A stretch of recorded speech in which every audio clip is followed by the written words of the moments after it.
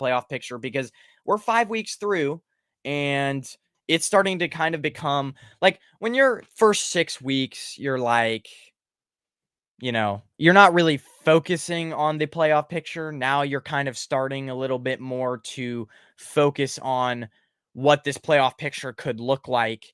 And so, man, we have to talk about it. We have to talk about it. So let's start with the AFC. Um, Dolphins, number one seed. Dolphins are the number one seed. Grandizer would love that, but Dolphins are the number one seed. It goes Titans. Sorry, their schedule goes Titans, Jets, Cowboys, Ravens, and Bills. The Ravens, who are tied for number one seed, but currently are the second seed right now. And sorry, not Titans, Ravens, tied for number one seed, currently the second seed right now. And I think they have the AFC North in lock, but who knows? Their Ravens are remaining schedules Rams, Jaguars, 49ers, Dolphins, and Steelers. So I'd say the Dolphins actually have an slightly easier schedule than the Ravens on here. But we're really going to see what Tua and the Dolphins are made of because their last three games, Cowboys, Ravens, and Bills, those are three those are harder teams to play. And so really the Dolphins' biggest tests are going to come those last 3 weeks. And if they can win, I mean, they almost have to win out if they don't want to secede this first seed to the Ravens. But if they can prove to us that that they're worthy of getting that number one seed, then I'm here for it because the Dolphins are a good team. I'm cheering for them. But Ravens and Dolphins fighting for that number one seed, it's going to be exciting down the stretch. Grandizer says, did you hear about Corey Davis? Yes, I did. That was very sad. I had watched a few of his stuff, but I hadn't really tuned into a lot of his stuff before. I think I was subscribed to him.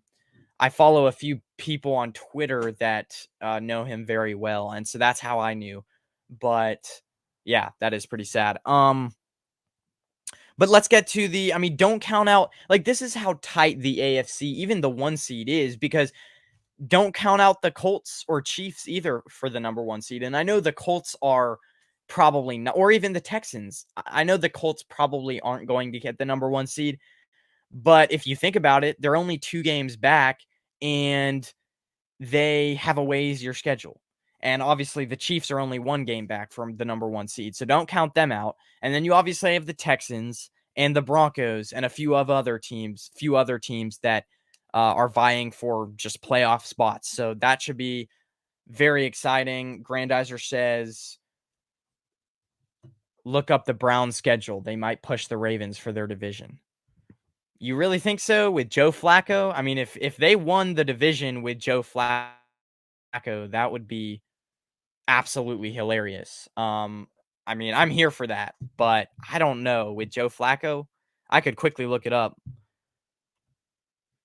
Let's see here. Browns schedule. I mean, man, that would be miraculous in a way. I mean, they just got destroyed by the Rams, so I highly doubt that they would even have a chance of getting that number one seed. Browns schedule is Jaguars, Bears, Texans, Jets, and Bengals. I don't think they get the number one seed.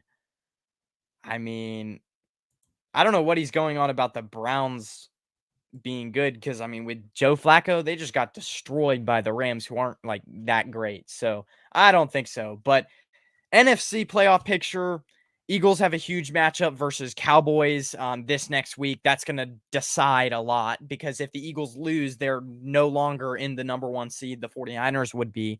And I'm cheering for the Cowboys in this game for my own sake. But if they lose, Niners are going to be number one seed. Niners are 9-3. They need to win out because the Eagles, after the Cowboys game, have such a cushy schedule. They could probably go undefeated after they play the Cowboys. If they beat the Cowboys, they could go. I mean, I don't see them losing another game after this Cowboys game. So the 49ers need to win out because even if the Eagles lose to the Cowboys, The 49ers are tied with the Eagles. They'll have the tiebreaker, but they can't lose another game. So the 49ers need to lose out. Lions, I don't think that they get the first seed, but the Lions should be aiming for the second seed. Now, the Lions need to hope that the Eagles get the first seed because the 49ers, the big thing with the Lions is the 49ers have a better divisional record than the Lions, but the Lions still have 3 divisional games left to go. They have the Vikings twice and the Bears. They're 2-1 in their division, and the 49ers, I believe, are like 3-1 or something like. Well, no, actually, the 49ers are undefeated. Scratch that. The 49ers are undefeated, and they have won. They're 3-0. The Lions are 2-1.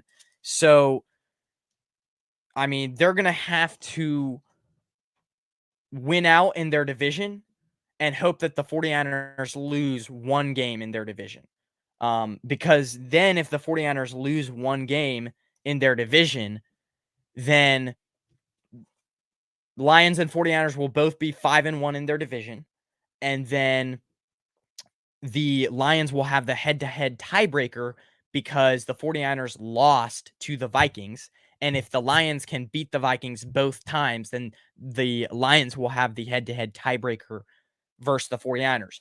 So basically, they need to hope that they win out in their division with these next 3 divisional games. They need to hope that the 49ers at least lose one divisional game. And then they need to hope, and that's basically, I think, all they need to do. And then they also need to hope that the Eagles do not lose to the Cowboys this Sunday, because then they'll stay at the number 1 seed. So that's how they can kind of get the second seed.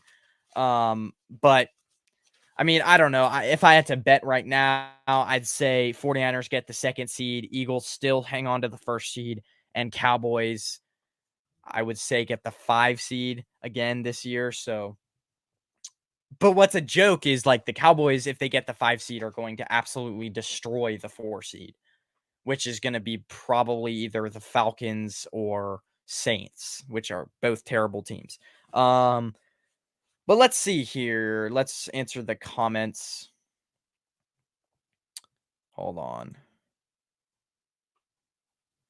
That Browns versus Rams was close up to the 4th. The final score does not reflect how close that game was. Their defense is very good. Yeah,